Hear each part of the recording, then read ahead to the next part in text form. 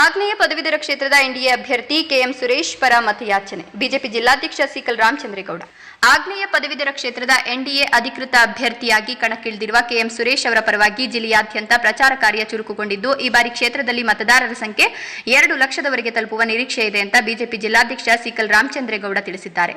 ಚಿತ್ರದುರ್ಗ, ದಾವಣಗೆರೆ, ತುಮಕೂರು, ಚಿಕ್ಕಬಳ್ಳಾಪುರ ಹಾಗೂ ಕೋಲಾರ ಜಿಲ್ಲೆಗಳನ್ನು ಒಳಗೊಂಡ ಈ ವಿಶಾಲ ಕ್ಷೇತ್ರದಲ್ಲಿ ಪ್ರಚಾರದ ಸಿದ್ಧತೆಗಳು ಭರಾಟೆಯಿಂದ ಸಾಗಿವೆ. ಕಳೆದ 20-30 ವರ್ಷಗಳಿಂದ ಬಿಜೆಪಿಯಲ್ಲಿ ನಿಷ್ಠೆಯಿಂದ ಸೇವೆ ಸಲ್ಲಿಸಿರುವ ಕೆಎಂ ಸುರೇಶ್ ಅವರು ಶಿಕ್ಷಣ ಸಂಸ್ಥೆಗಳನ್ನು ಮುನ್ನಡೆಸುವುದರ ಜೊತೆಗೆ ವಿದ್ಯಾದಾನ ಹಾಗೂ ಯುವಕರಿಗೆ ಉದ್ಯೋಗಾವಕಾಶ ಕಲ್ಪಿಸುವ ಮೂಲಕ ಸಮಾಜಮುಖಿ ಕೆಲಸಗಳನ್ನು ಮಾಡಿಕೊಂಡು ಬಂದಿದ್ದಾರೆ. ಪ್ರಧಾನಿ ನರೇಂದ್ರ ಮೋದಿಯವರ ಆಡಳಿತ ಮೆಚ್ಚಿ ಪ್ರಬುದ್ಧ ಮತದಾರರು ಈ ಬಾರಿಯೂ ಬಿಜೆಪಿಯನ್ನು ಬೆಂಬಲಿಸಿದ್ದು, 5 ಜಿಲ್ಲೆಗಳ ಕುಂದುಕೊರತೆಗಳನ್ನು ನಿವಾರಿಸಲು ಸುರೇಶ್ ಶಕ್ತಿ ಮೀರಿ ಶ್ರಮಿಸಲಿದ್ದಾರೆ ಅಂತ ಸಿಕಲ್ ರಾಮಚಂದ್ರೇಗೌಡ ವಿಶ್ವಾಸ ವ್ಯಕ್ತಪಡಿಸಿದರು.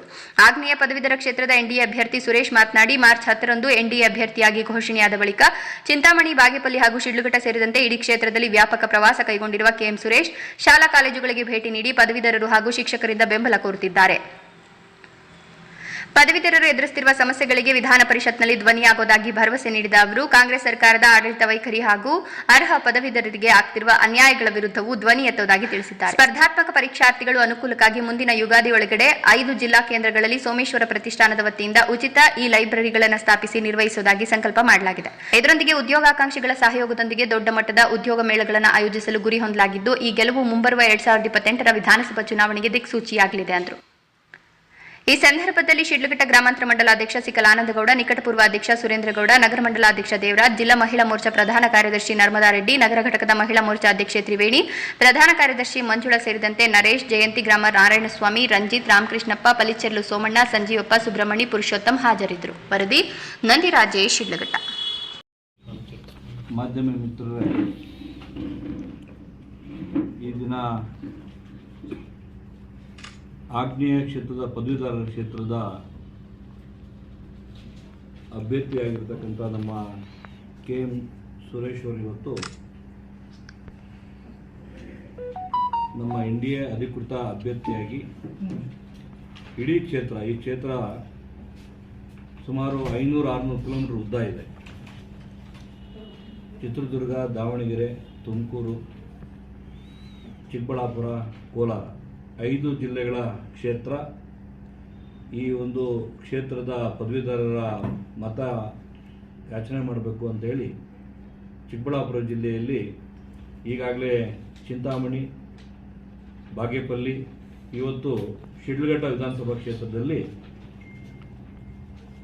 ಮತ ಯಾಚನೆ ಮಾಡೋದಕ್ಕೆ ಎಲ್ಲ ಸ್ಕೂಲು, ಕಾಲೇಜುಗಳು ಹಾಗೂ ಎಲ್ಲ ಪದವೀಧರರನ್ನು ಭೇಟಿ ಮಾಡ್ತಕ್ಕಂಥ ಕಾರ್ಯಕ್ರಮ ಇವತ್ತು ಹಮ್ಮಿಕೊಂಡಿದ್ವಿ. ಬೆಳಗ್ಗೆಯಿಂದ ಎಲ್ಲ ಕಡೆ ಹೋಗಿ ಬಂದಿದ್ದಾರೆ.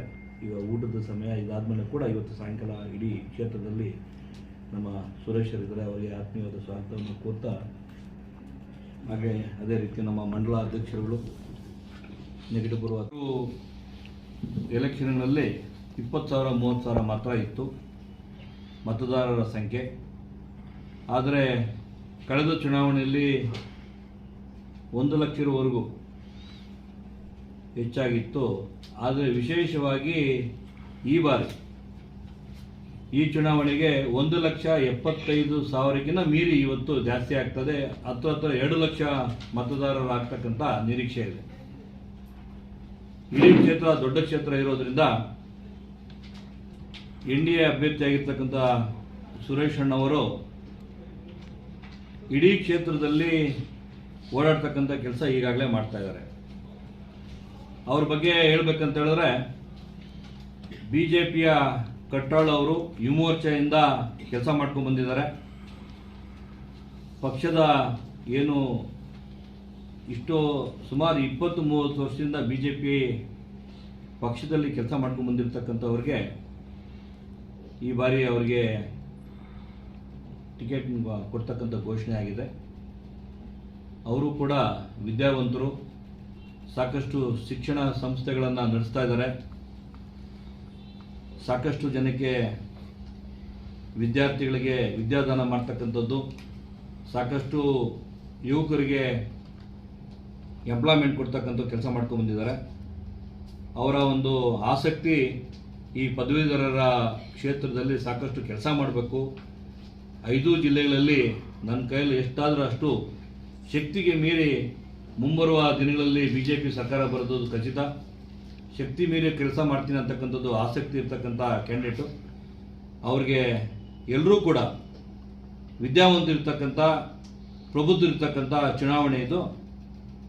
ವಿದ್ಯಾವಂತರಿರ್ತಕ್ಕಂಥ ಮತದಾರರು ಎಲ್ಲರೂ ಕೂಡ ಏನು ಇಡೀ ದೇಶದಲ್ಲೇ ಮೋದಿಜಿಯವರ BJPಯ ಪಕ್ಷದಲ್ಲಿ ಏನು ಇಡೀ ಪ್ರಪಂಚದಲ್ಲೇ ಭಾರತನ ಎತ್ತಿ ನೋಡ್ತಕ್ಕಂಥ ಏನು BJP ಪಕ್ಷ, ಮೋದಿಜಿಯವರ ಸರ್ಕಾರ ಅವರಿಗೆ ಕೈ ಬಲಪಡಿಸ್ಬೇಕು ಅಂತೇಳಿ ಇವತ್ತು ನಮ್ಮ ಕ್ಯಾಂಡಿಡೇಟ್ನ ಎಲ್ಲರೂ ಕೂಡ ಗೆಲ್ಲಿಸಿ ಮುಂಬರುವ ದಿನಗಳಲ್ಲಿ ಎಲ್ಲ ವಿದ್ಯಾವಂತರು ಅವರಿಗೆ ಕೈ ಜೋಡಿಸಿ ಗೆಲ್ಲಿಸಿ ಮುಂಬರುವ ದಿನಗಳಲ್ಲಿ 5 ಜಿಲ್ಲೆಗಳಲ್ಲಿ ಇರ್ತಕ್ಕಂಥ ಕುಂದುಕೊರತೆಗಳಿಗೆ ಅವರು ಹೆಗಲು ಕೊಟ್ಟು ಕೆಲಸ ಮಾಡ್ತಕ್ಕಂಥ ವಿಶ್ವಾಸ ಇದೆ.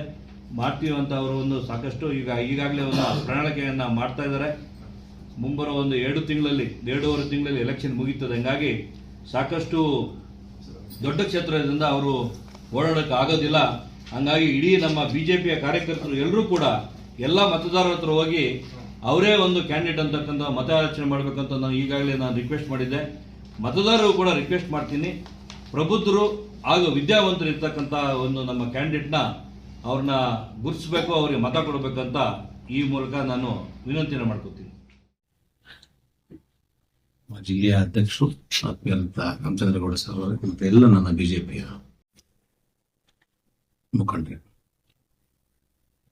ಮಾರ್ಚ್ 10ನೇ ತಾರೀಕು ಭಾರತೀಯ ಜನತಾ ಪಕ್ಷ ಮತ್ತು JDS ಎರಡೂ ಸೇರಿ NDA ಅಭ್ಯರ್ಥಿಯಾಗಿ ನನ್ನ ಘೋಷಣೆ ಆಯಿತು. ಘೋಷಣೆ ಆದ ನಂತರ ಇಡೀ ಕ್ಷೇತ್ರದಲ್ಲಿ ಎಲ್ಲ ಕಡೆ ಪ್ರವಾಸ ಮಾಡ್ತಾ ಇದ್ದೇನೆ. ತುಂಬಾ ಅಭೂತಪೂರ್ವವಾದಂತ ಒಂದು ಸ್ಪಂದನೆ ಪದವೀಧರರು ಮತ್ತು ಶಿಕ್ಷಕರ ಮಿತ್ರರು ಸಿಗ್ತಾ ಇದೆ. ಅದೇ ರೀತಿ ಈ ಚುನಾವಣೆಗೆ ಸಂಬಂಧಪಟ್ಟಂಗೆ ವಿದ್ಯಾರ್ಥಿಗಳಿಗೆ, ಪದವೀಧರ ಬಂಧುಗಳಿಗೆ, ಶಿಕ್ಷಕರಿಗೆ ಸರ್ಕಾರದಿಂದ ಏನೆಲ್ಲ ಆಗ್ತಾ ಇದೆ, ತೊಂದರೆಗಳಾಗ್ತಾ ಇದೆ, ಅವುಗಳನ್ನು ಧ್ವನಿಯಾಗಿ ವಿಧಾನ ಪರಿಷತ್ನಲ್ಲಿ ಪರಿಣಾಮವಾಗಿ ಕೆಲಸ ಮಾಡಲಿಕ್ಕೆ ಒಂದು ಅವಕಾಶ ಮಾಡಿಕೊಡ್ಬೇಕು ಅಂತಕ್ಕಂಥ ಮಾತನ್ನ ನಮ್ಮೆಲ್ಲ ಪದವೀಧರ ಬಂಧುಗಳಿಗೆ ವಿನಂತಿ ಮಾಡಿದಾಗ ತುಂಬಾ ಒಳ್ಳೆ ರೀತಿಯ ಸ್ಪಂದನೆ ಸಿಗ್ತಾ ಇದೆ. ಇವತ್ತಿನ ಈ ಸರ್ಕಾರ ನಿಮಗೆ ಗೊತ್ತಿದೆ, ಕಾಂಗ್ರೆಸ್ನ ಭ್ರಷ್ಟ ಸರ್ಕಾರ. ಲೋಕಸೇವಾ ಆಯೋಗದ ಅಧ್ಯಕ್ಷ ಆದಂತಹ ಶಿವಶಂಕರಪ್ಪ ಸೌಕಾರ್ ಅವರೇ ಒಬ್ಬ ಪ್ರತಿಭಾನ್ವಿತ ಪದವೀಧರನಿಗೆ ಸಿಗ್ಬೇಕಾದಂತ ಒಂದು ಅವಕಾಶನ ತನ್ನ ಮಗಳಿಗೆ 40,000 ರೂಪಾಯಿಗೆ ಅವ್ರ ಇನ್ಕಮ್ ಸರ್ಟಿಫಿಕೇಟ್ ಮಾಡಿಸಿ ಕೆಲಸ ಕೊಟ್ಟು ಹೈಕೋರ್ಟ್ ಚೀಮಾರಿ ಹಾಕೋ ಮಟ್ಟಕ್ಕೆ ಬಂದಿದೆ ಅಂತ ಹೇಳಿದ್ರೆ ಇದೊಂದು ಸಣ್ಣ ಉದಾಹರಣೆ. ಇದು ಎಷ್ಟು ನಮ್ಮ ಪದವೀಧರರಿಗೆ ಇವತ್ತಿನ ಸರ್ಕಾರಗಳು ಅನ್ಯಾಯ ಮಾಡ್ತಾ ಇದೆ. ಅವಳ ಪರವಾಗಿ ಪರಿಣಾಮಕಾರಿಯಾಗಿ ಧ್ವನಿ ಎತ್ತಲಿಕ್ಕೆ ವಿಧಾನ ಪರಿಷತ್ನಲ್ಲಿ ಒಂದು ಅವಕಾಶ ಮಾಡಿಕೊಡ್ಬೇಕು ಅಂತ ಹೇಳಿದಾಗ ತುಂಬಾ ಒಳ್ಳೆಯ ಸ್ಪಂದನೆ ಸಿಕ್ತು. ಅದೇ ರೀತಿ ನಾನು ನಿನ್ನೆ ಚಿಂತಾಮಣಿ ಬಾಗೇಪಲ್ಲಿ ಪ್ರವಾಸ ಮುಗಿಸಿ ಇವತ್ತು ಶಿಡ್ಲಘಟ್ಟಕ್ಕೆ ಬಂದು ಬೆಳಗಿನ ಒಂದು 14-15 ಶಾಲೆಗಳನ್ನ ವಿಸಿಟ್ ಮಾಡಿದಾಗ ತುಂಬಾ ಒಳ್ಳೆ ರೆಸ್ಪಾನ್ಸ್ ಎಲ್ಲ ಕಡೆಗೂ ಸಿಕ್ಕಿದೆ.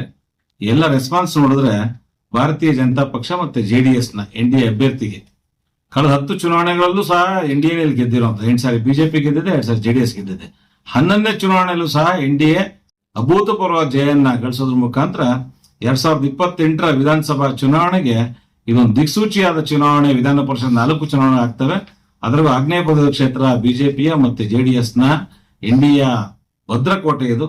ಈ ಚುನಾವಣೆಯಲ್ಲಿ ನಿಮ್ಮೆಲ್ಲರ ಸಹಕಾರದಿಂದ, ಪದವೀಧರ ಸಹಕಾರದಿಂದ ನಾವು ಇಡೀ ಚುನಾವಣೆಯನ್ನು ಗೆಲ್ತೀವಿ. ಗೆಲ್ಲೋದ್ರ ಮುಖಾಂತರ 2028ರಲ್ಲಿ ಭಾಜಪದ ಮತ್ತೆ JDS ನೇತೃತ್ವದ ಸರ್ಕಾರ ತರಲಿಕ್ಕೆ ಇದೊಂದು ಮುನ್ಸೂಚನೆ ಆಗುತ್ತೆ ಅಂತ ಹೇಳ್ತಾ, ಎಲ್ಲರೂ ಶಿಡ್ಲಘಟ್ಟದ ಎಲ್ಲ ಪದವೀಧರ ಬಂಧುಗಳು ಈ ಚುನಾವಣೆಯಲ್ಲಿ BJPನ JDS ನ ಅಭ್ಯರ್ಥಿಯನ್ನು ನಾನು ಬೆಂಬಲಿಸಬೇಕಾಗಿ ವಿನಂತಿ ಮಾಡ್ತಾ, ನಿಮ್ಮ ಜೊತೆಗೆ ನಿರಂತರವಾಗಿ ಸಂಪರ್ಕ ಮತ್ತು ಸಹಕಾರದಲ್ಲಿರ್ತೀನಿ. ಅದ್ರ ಜೊತೆಗೆ ನನಗೇನ್ ಬೇರೆ ಕಡೆ ಪ್ರವಾಸ ಮಾಡಿದಾಗ ಪದವೀಧರರ ಅಹವಾಲುಗಳನ್ನ ಕೇಳಿದಾಗ ನನಗೆ ಒಂದು ಅನಿಸ್ತು, ತುಂಬಾ ನಮ್ಮ ಕಾಂಪಿಟೇಟಿವ್ ಎಕ್ಸಾಮ್ಗಳಿಗೆ ಪದವೀಧರಿಗೆ ಓದ್ಲಿಕ್ಕೆ ಈ ಲೈಬ್ರರಿಗಳು ಕೊರತೆ ಬಹಳ ಕಡೆ ಇದೆ, ಮಾಹಿತಿ ಕೊರತೆ ಇದೆ. ಹಾಗಾಗಿ ಈ ಚುನಾವಣೆ ನಂತರ ಮುಂದಿನ ಯುಗಾದಿ ಒಳಗೆ ನಮ್ಮ 5 ಜಿಲ್ಲಾ ಕೇಂದ್ರಗಳಲ್ಲಿ ನಮ್ದೇ ಒಂದು ಸೋಮೇಶ್ವರ ಪ್ರತಿಷ್ಠಾನ ಅಂತ ಹೇಳಿದೆ. ನಮ್ದು ಸ್ಕೂಲ್ಸ್ ಇದೆ, ಕಾಲೇಜಸ್ ಇದೆ, ಹಂಗೆ ಒಂದು ಸೇವಾ ಸಂಸ್ಥೆ ಇದೆ ಪ್ರತಿಷ್ಠಾನ ಅಂತ. ಆ ಪ್ರತಿಷ್ಠಾನದ ಅಡಿಗೆ ಒಂದು 5 ಈ ಲೈಬ್ರರಿಗಳನ್ನ ಉಚಿತವಾಗಿ ಮಾಡಿಕೊಟ್ಟು ನಾವೇ ಮೇಂಟೈನ್ ಮಾಡಬೇಕು ಅಂತ ಒಂದು ಸಂಕಲ್ಪ ಮಾಡ್ಕೊಂಡು ಸ್ಟಾರ್ಟ್ ಮಾಡ್ಕೊಂಡಿದ್ದೀನಿ. ಚುನಾವಣೆ ಮುಗಿದು ನೆಕ್ಸ್ಟ್ ಮಾರ್ಚ್ ಒಳಗೆ ಯುಗಾದಿ ಬರುತ್ತೆ. ಯುಗಾದಿ ಒಳಗೆ ನಮ್ಮ ಜಿಲ್ಲಾ ಅಧ್ಯಕ್ಷರ ನೇತೃತ್ವದಲ್ಲಿ, ನಮ್ಮ ಇಲ್ಲಿರ್ತಕ್ಕಂಥ ನಮ್ಮ MP ಸಾಹೇಬರ ನೇತೃತ್ವದಲ್ಲಿ, ನಮ್ಮೆಲ್ಲ BJPಯ ಮತ್ತು JDS ತಂಡದ ನೇತೃತ್ವದಲ್ಲಿ ಒಂದು ಜಿಲ್ಲೆಯ ಪ್ರಮುಖ ಕೇಂದ್ರ ಚಿಕ್ಕಬಳ್ಳಾಪುರದ ಒಂದು ಈ ಲೈಬ್ರರಿ ಮಾಡೋದ್ರ ಮುಖಾಂತರ ನಮ್ಮ ಪದವೀಧರ ಬಂಧುಗಳಿಗೆ ಸ್ಪರ್ಧಾತ್ಮಕ ಪರೀಕ್ಷೆಗೆ ರೆಡಿ ಮಾಡ್ಕೊಳ್ಳುವಂತ ಒಂದು ಉದ್ದೇಶ. ಅದ್ರ ಜೊತೆಗೆ ಬಹಳಷ್ಟು ಕಡೆಗೆ ಉದ್ಯೋಗದಾತರಿದ್ದಾರೆ, ಉದ್ಯೋಗ ಆಕಾಂಕ್ಷಿಗಳಿದ್ದಾರೆ. ಅವರಿಬ್ಬರು ಮಧ್ಯೆ ಸೇತುವೆಯಾಗಿ ಕೆಲಸ ಮಾಡುವಂತ ಒಂದು ದೊಡ್ಡ ಕೆಲಸ ಇವತ್ತು ಆಗ್ಬೇಕಾಗಿದೆ. ಆ ದೃಷ್ಟಿಯಿಂದ ಎಲ್ಲ ಜಿಲ್ಲೆಗಳಲ್ಲಿ ನಮ್ಮ ಪ್ರತಿಷ್ಠಾನ ಮತ್ತೆ ಪಾರ್ಟಿಯ ಎರಡೂ ಸಹಯೋಗದೊಂದಿಗೆ ಉದ್ಯೋಗ ಮೇಳಗಳನ್ನ ಆಯೋಜನೆ ಮಾಡೋದ್ರ ಮುಖಾಂತರ ಅವ್ರಿಗೆ ಉದ್ಯೋಗದ ಅವಕಾಶಗಳನ್ನ ಹೆಚ್ಚೆಚ್ಚು ಕೊಡುವಂತ ಒಂದು ಕೆಲಸ ಮಾಡಬೇಕು. ಈ ಎರಡನ್ನ ಪ್ರಯಾರಿಟಿ ಬೇಸ್ ಇಟ್ಕೊಂಡು ಮಾಡಬೇಕು. ಇದು ಎರಡು ನನ್ನ ಸ್ವಂತಲ್ಲೇ ಆಗುವಂತ ಕೆಲಸ. ಸರ್ಕಾರದ ಅನುದಾನ ಪ್ರಯತ್ನ ಮಾಡೋದು ಕೊಡ್ಸೋದು ಒಂದು ಪಾರ್ಟ್ ಆಗುತ್ತೆ. ಇದು ಡಿಸಿಷನ್ ನಮ್ದೇ ಆಗೋದ್ರಿಂದ ಇಮಿಡಿಯೇಟ್ ಆಗಿ ಇವೆರಡು ಮಾಡೋದ್ರಿಂದ ಉದ್ಯೋಗಾಕಾಂಕ್ಷಿಗಳಿಗೆ ಮತ್ತು ಸ್ಪರ್ಧಾತ್ಮಕ ಪರೀಕ್ಷೆ ರೆಡಿ ಆಗುವಂತವ್ರಿಗೆ ತುಂಬಾ ಹೆಲ್ಪ್ ಆಗುತ್ತೆ. ಆ ದೃಷ್ಟಿ ಇಟ್ಕೊಂಡು ಅವೆರಡು ಕೆಲಸಗಳನ್ನ ನಾನು ಅತಿ ಶೀಘ್ರದಲ್ಲೇ ಯುಗಾದಿ ಒಳಗೆ 100ಗೆ 200% ಇಲ್ಲಿ ಇಂಡಿಯಾ ಗೆಲ್ಲುತ್ತೆ.